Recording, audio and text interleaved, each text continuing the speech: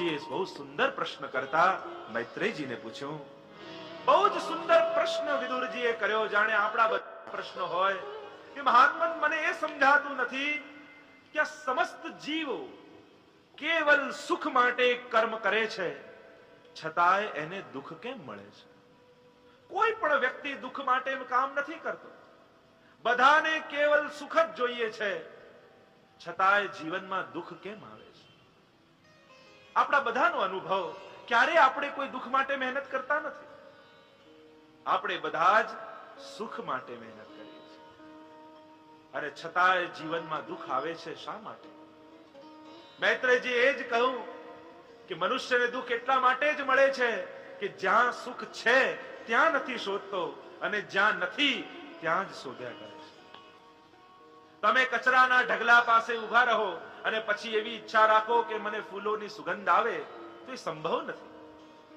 તમે સોનીની દુકાનમાં જાઓ અને એને કહો બટાકા શું ભાવે આપ્યા, તો એ કહે છે શાક જોઈતું હોય તો શાક માર્કેટમાં જા, આ તો સોના ચાંદીની દુકાન છે. કહેવાનો મારો અર્થ, જે વસ્તુ જ્યાં હોય ત્યાં શોધીએ તો મળે. આ જીવ સંસારમાં સુખને શોધે છે, પણ સંસારમાં સુખ છે જ નહીં. સુખ તો કેવલ હરિના ચરણોમાં છે. સુખસ્ય મૂલમ ધર્મ, સુખ તો ધર્મના આચરણમાં છે, અને એટલે જીવ હંમેશા દુખી રહે છે. સુખ જોઈતું હોય તો પ્રભુની સેવા કરો. તમે એમ કહો આ શું વાત કરો છો, અમને તો સંસારમાં સુખ અનુભવ થાય છે. અમે પાર્ટીમાં જઈએ, પિક્ચરમાં જઈએ, ફરવા જઈએ તો અમને તો સુખ લાગે છે, અને આપણા બધાનો અનુભવ છે, સુખનો અનુભવ થાય છે. તો શું એ સુખ નથી? ના. મહાપ્રભુજી સમજાવે છે, દુઃખાભાવમ સુખમ ચેતી પુરુષાર્થદ્વયમ મતઃ. બે વસ્તુ છે, એક છે દુઃખનો અભાવ અને બીજો છે સુખનો અનુભવ. આ જે કંઈ પણ લૌકિકમાં આપણને અનુભવ થાય છે એ સુખ નથી, એ તો દુઃખનો અભાવ છે, જે આજે આપણને સુખ રૂપે લાગે છે. આપણે દુઃખોને ભૂલી જઈએ એ આપણને સુખ જેવું લાગે છે. એ સુખ જેવું છે, સુખ નથી. જેમ ભૂખ્યો માણસ અઠવાડિયાથી ભૂખ્યો હોય, એને સૂકો રોટલો આપો અને એને પૂછો કેમ આનંદ આવ્યો, એ કહેશે ના, દુઃખ ગયું પણ સુખ ન થયું. સુખ તો ત્યારે થાય જ્યારે રસગુલ્લા મળે. ભૂખ ગઈ પણ આનંદ ના આવે. એમ જ આ જે કંઈ પણ સંસારમાં અનુભવ થાય છે એ બધા જ દુઃખના અભાવ છે, સુખની અનુભૂતિ નથી. સુખની અનુભૂતિ તો કેવલ હરિના ચરણોમાં છે. અને જેને જુઓ, તમે કોઈએ પેંડો ખાધો હોય અને પેંડો ખાધો હોય પછી દૂધ પીઓ, દૂધમાં ખાંડ નાખેલી હોય, પણ છતાંય ખાંડ નાખેલી હોય છતાંય તમે પેંડો ખાધો છે અને તરત દૂધ પીશો તો ફીકું લાગશે. તમે કહેશો દૂધ ફીકું છે, અરે ના, ખાંડ નાખેલી છે, પણ તમે એના કરતા પણ વધારે ગળ્યું ચાખ્યું એટલે દૂધ ફીકું લાગે છે. એમ જેણે હરિનો રસ ચાખી લીધો હોય એને સંસાર ફીકો લાગે છે. સુખ તો કેવલ હરિના ચરણોમાં છે. આ જીવ દુખી કેમ થાય છે? દુઃખના આવવાના જીવનમાં 7 દરવાજાઓ છે. આ 7 દરવાજે દુઃખ આવે છે. સૌથી પહેલો દ્વાર દુરાચારથી દુઃખ આવે છે. જેનું આચરણ બગડે એને દુઃખ આવવાનું. બીજો દ્વાર દુસ્સંગથી દુઃખ આવે. જેનો સંગ ખરાબ હશે એના જીવનમાં દુઃખ આવશે. ત્રીજો દ્વાર દુર્બુદ્ધિથી દુઃખ આવે છે. જહાં સુમતિ તહાં સંપત્તિ નાના, જહાં કુમતિ તહાં વિપદ નિધાન. દુર્બુદ્ધિથી દુઃખ આવે, જેની બુદ્ધિ બગડે એને દુઃખ આવે. ચોથું દ્વાર દુરાગ્રહથી દુઃખ આવે. કોઈ વસ્તુનો આગ્રહ થઈ જાય, કે ને કે બીજા બધા ગ્રહો તો પછી નડે, આ 5 જ ગ્રહો નડે છે, અત્યાગ્રહ, હટાગ્રહ, સંગ્રહ, આ જ બધા ગ્રહો નડે છે. દુરાગ્રહથી દુઃખ આવે. દુર્વ્યસનથી દુઃખ આવે. 5મું દ્વાર એ દુર્વ્યસન. જીવનમાં વ્યસન આવશે તો દુઃખ આવશે. 6ઠ્ઠો દ્વાર દુર્ભાગ્યથી દુઃખ આવે છે. આપણે ક્યારે કોઈને પણ સુખી કરી શકતા નથી.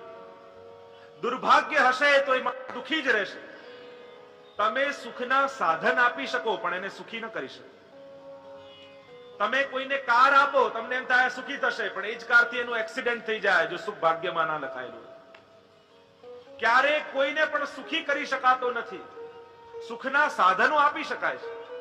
તમે એને રૂપિયા આપો પણ એના ભાગ્યમાં નહીં હોય તો એ જ રૂપિયા પડી જશે અને વધારે દુખી થશે. ભાગ્યમાં જો દુઃખ લખાયેલું હશે તો તમે ક્યારેય કોઈને સુખી કરી શકતા નથી. આપણે એમ માનીએ છીએ કે અમે કર્મ કરીએ, મહેનત કરીએ એટલે સુખી થઈ જઈએ. ના, જો મહેનતથી સુખ આવતું હોત તો રોડ પર કામ કરનાર મજૂર વધારે મહેનત કરે છે, એ શેઠ કરતા એ વધારે સુખી હોવો જોઈએ.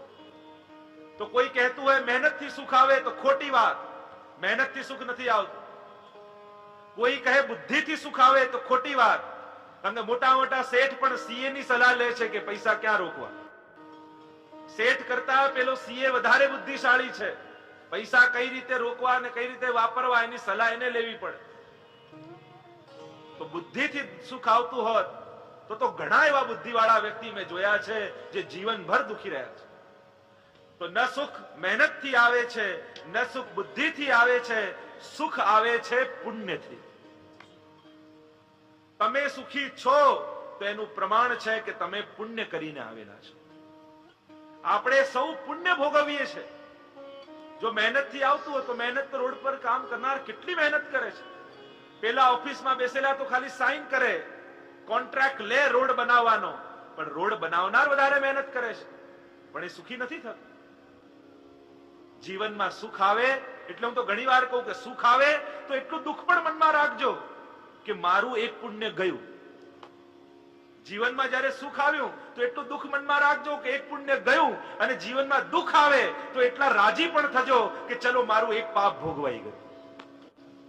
દુઃખ આવે ને જીવનમાં ત્યારે એટલો વિચાર મનમાં કરો, ચલો એક પાપ ગયું. તો સુખ આવે છે પુણ્યથી. સુખ જોઈતું હોય તો પુણ્ય કરો. જેટલું પુણ્ય કરશો ઠાકોરજી ક્યારેય કોઈનું રાખતા નથી, પાછું આપી દેશે. દુર્ભાગ્યથી દુઃખ આવે, જેના ભાગ્યમાં દુઃખ લખાયેલું હોય. તો નથી કહેતા કે એક પતિ પત્ની ને દીકરો હતા, એટલા બધા દુઃખી ઝૂંપડામાં રહે. તો એકવાર ઉપરથી મહાદેવજી ને પાર્વતીજી પસાર થયા. પાર્વતીજીને આવી દયા કે આ ત્રણેય દુઃખી છે, અમને સુખી કરો. મહાદેવજી કહેવા લાગ્યા ના ભાગ્યમાં દુઃખ લખાયેલું છે, આને કોઈ સુખી ન કરી શકે. પાર્વતીજી હટ પકડી ના આને સુખી કરો, નહીં તો હું અહીંયા જ રહું છું. અને મહાદેવજી કહ્યું ચલો આમના દુઃખ દૂર કરી આવો.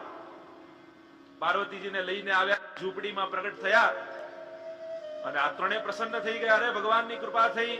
મહાદેવજીએ કહ્યું તમને ત્રણેયને એક એક વચન આપવાના હું આશીર્વાદ આપું છું. સવારે ઉઠી માથે પાણી નાખશો અને જે ઈચ્છા એક માંગશો એ ત્રણેયની એક એક ઈચ્છા પૂરી કરીશ. મહાદેવજી જાણે છે કે આમના ભાગ્યમાં દુઃખ લખાયેલું છે, આપવા દો ને જોઈએ છે શું થાય છે.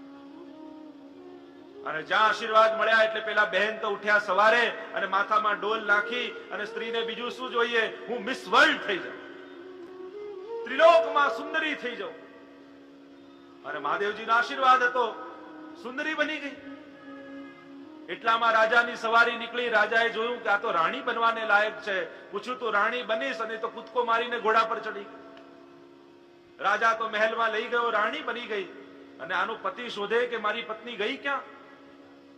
શોધતો શોધતો એમ થયું લાવ રાજાને ફરિયાદ કરું. રાજા પાસે આવ્યો તો જુએ તો બાજુમાં બેઠી છે. રાજાને કહેવા લાગ્યો આ તો મારી રાણી છે. રાજાએ પૂછ્યું આ તારો પતિ છે કે ના, હું તો ઓળખતી નથી. અને આ પતિને આવ્યો ક્રોધ કે મને ભૂલી ગઈ. હજી મારી પાસે પણ એક વચન છે. ઘરે ગયો, માથે ડોલ નાખી પાણીની અને કહ્યું કે મારી પત્ની બકરી બની જાય. અને ત્યાં બેઠી બેઠી બકરી બની ગઈ. રાજાએ કાઢી, ફરતી ફરતી આવી પાછા ઘરમાં. અને એનો દીકરો રડે કે અરે મારી માં બકરી બની ગઈ, માં વગર હું કેમ રહું. પછી યાદ આવ્યું મારી પાસે પણ એક વચન છે. દીકરાએ માથામાં પાણી નાખ્યું ને કહ્યું મારી માં જેવી હતી એવી પાછી બની જાય. પાછી એવી થઈ ગઈ. ત્રણેયના વચનો પણ વપરાઈ ગયા અને હતા ત્યાંના ત્યાં. જેના ભાગ્યમાં દુઃખ લખાયેલું હોય એને તમે ગમે તેટલા સુખી કરવાની કોશિશ કરો, એ સુખી ન થાય. દુર્ભાગ્યથી દુઃખ આવે અને દુશ્ચરિત્રથી દુઃખ આવે. 7 દ્વાર છે દુઃખના. આગળ કથા કહેતા સૃષ્ટિ સર્જનનો ઇતિહાસ પૂછ્યો છે વિદુરજીએ. આ સૃષ્ટિનું સર્જન કઈ રીતે થાય છે. અને સૃષ્ટિ સર્જનનું વર્ણન કરતા મૈત્રેયજી કહેવા લાગ્યા કે ક્ષીરસાગરમાં ભગવાન પડેલા છે. બ્રહ્માજી નાભી કમલમાંથી પ્રગટ થયા. બ્રહ્માજીને આજ્ઞા કરી સૃષ્ટિનો વિસ્તાર કરો, મૈથુની સૃષ્ટિ પ્રગટ કરો. બ્રહ્માજીએ કહ્યું સૃષ્ટિનો વિસ્તાર તો કરો, પણ પૃથ્વી તો રસાતલમાં હિરણ્યાક્ષ લઈ ગયો છે. પહેલા પૃથ્વીને બ્રહ્માંડમાં પ્રસ્થાપિત કરો, પછી હું સૃષ્ટિનો વિસ્તાર કરું. હિરણ્યાક્ષ પૃથ્વીને લઈ ગયો રસાતલમાં. ભગવાને બોલીએ વરહા ભગવાન કી જય, વરહા ભગવાન કી જય. વરહાનું સ્વરૂપ ધારણ કરી ભગવાન ગયા રસાતલમાં. હિરણ્યાક્ષ જોડે ભયંકર યુદ્ધ થયું છે. નાસિકામાંથી પ્રગટ થયા છે વરહા ભગવાન. એટલે આજે પણ જુઓ શુકરને તમે જુઓ, વરહાને, વરહા એટલે શુકર, ભૂમિ પર સૂંઘતો ચાલશે. કારણ કે ભૂમિના ઉત્થાન માટે વરહા ગયા છે. અને ભૂમિને સૂંઘતા વરહા ભગવાન પહોંચ્યા હિરણ્યાક્ષ પાસે. ભયંકર યુદ્ધ થયું અને નાસિકાનો ગુણ ગંધ છે. અને ગંધ લેતા ગયા. હિરણ્યાક્ષનો વધ કર્યો. પૃથ્વીને રસાતલમાંથી બહાર કાઢી બ્રહ્માંડમાં પ્રસ્થાપિત કરી. અને શુકર રૂપ ભગવાને પોતાનું શરીર હલાવ્યું.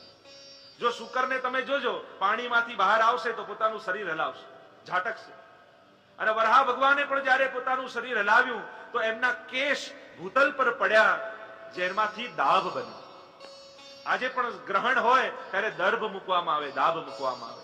એ પવિત્ર ગણાય છે, કારણ એ વરહા નારાયણના કેશ છે.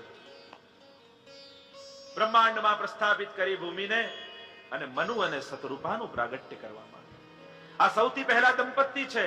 જેમ આદમ અને ઈવ ક્રિશ્ચિયાનિટીમાં માનવામાં આવે કે પ્રથમ દંપતી છે લોકો, એમ ભાગવત અનુસાર મનુ અને સતરૂપા આ વિશ્વના પ્રથમ દંપતી છે. સૃષ્ટિનો વિસ્તાર કરવાનું કહ્યું. 2 પુત્ર અને 3 પુત્રી થઈ.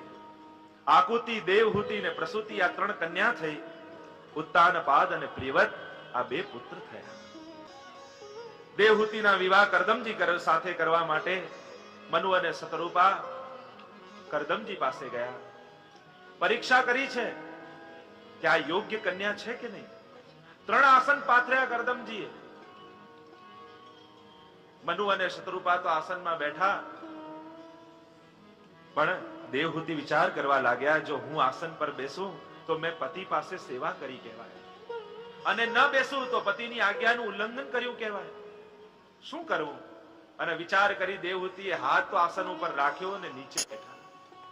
અને આમને મનમાં વિશ્વાસ બેસી ગયો કે આ સાચા અર્થમાં ધર્મપત્ની છે. વિવાહ થયા છે. વચન લીધું હતું કે મારે પુત્રનો જન્મ થશે તો હું સંન્યાસ લઈ લઈશ. જ્યાં વિવાહ થયા ને તો તપ કરવા માટે બિરાજી ગયા. દેવહૂતિએ બહુ સેવા કરી છે પતિ.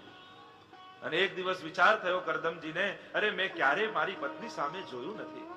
દિવ્ય વિમાન તૈયાર કર્યો, વિહાર કર્યા છે, 9 કન્યાઓ થઈ છે. અને છેલ્લે 10મા બોલીએ કપિલ નારાયણ ભગવાન કી જય, કપિલ નારાયણ ભગવાન કી જય. કપિલ નારાયણનું પ્રાગટ્ય થયું. આ સાંખ્ય શાસ્ત્રના ઉપદેશક છે. માને થયું કે આ અવતાર તો મારા પર કૃપા કરવા માટે થયો છે. કપિલ નારાયણ વિરાજ્યા છે. માં આવી છે એમની પાસે, ચરણોમાં વંદન કરવા લાગી. આપ તો મારા પર કૃપા કરવા માટે પ્રગટ થયા છે. પુત્ર તરીકે ન જોયા, ગુરુ તરીકે જોયા. બિંદુ સરોવર છે. આજે પણ માતૃશ્રાદ્ધ સિદ્ધપુરમાં થાય છે. આ સિદ્ધપુર સ્થાન છે. બહુ સુંદર પ્રશ્નો માતાએ કપિલ નારાયણને કર્યા.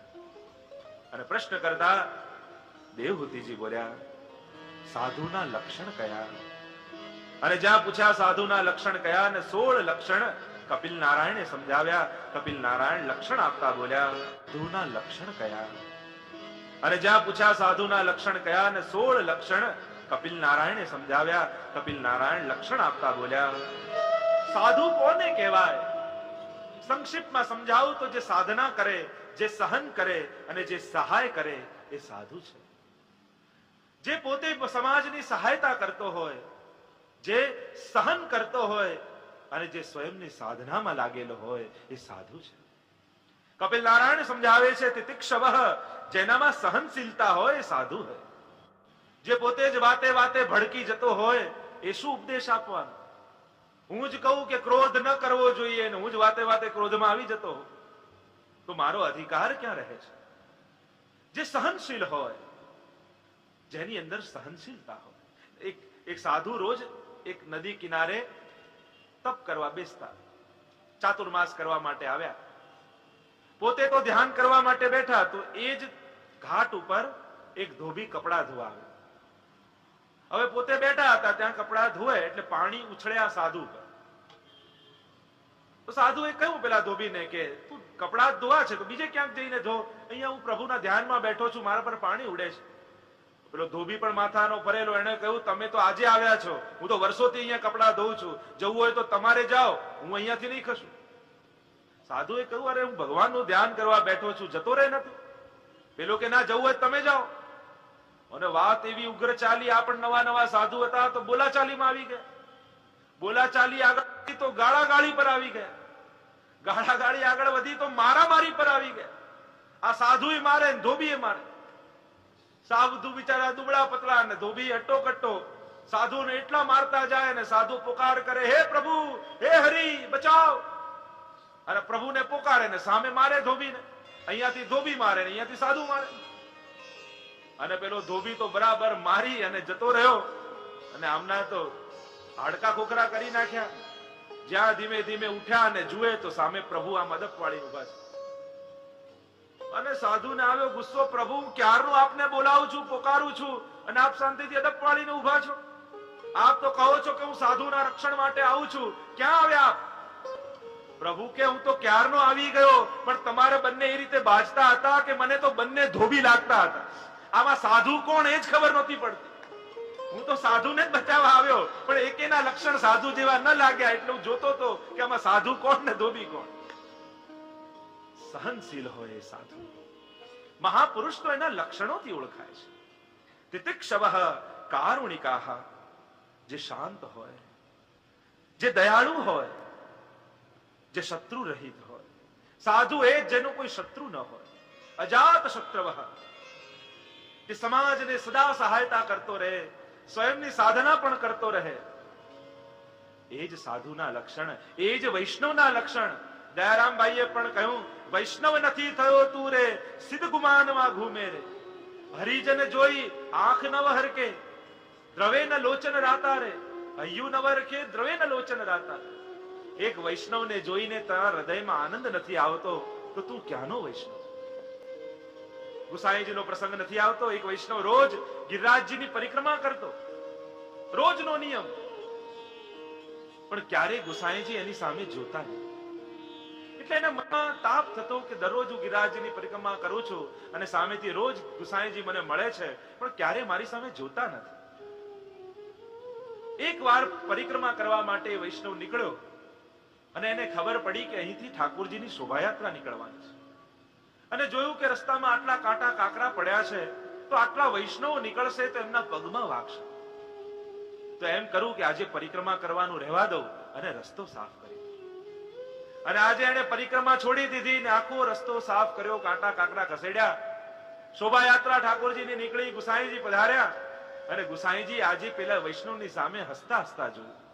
વૈષ્ણવને પાસે બોલાવ્યો અને ખૂબ આનંદપૂર્વક વાતો કરી. ત્યારે એ વૈષ્ણવે કહ્યું કે જયરાજ, રોજ હું ગિરિરાજજીની પરિક્રમા કરતો પણ ક્યારે આપ મારી સામે જોતા નહીં, અને આજે કેમ આટલા પ્રસન્નતાથી વાતો કરો છો? ત્યારે ગુસાઈજીએ કહ્યું, રોજ તો તું તારા માટે પરિક્રમા કરતો, પણ આજે તે વૈષ્ણવના સુખનો વિચાર કર્યો એટલે હું તારા પ્રસન્ન થયો છું. જે વૈષ્ણવના સુખનો વિચાર કરે એના પર ઠાકોરજી અધિક રાજી થાય.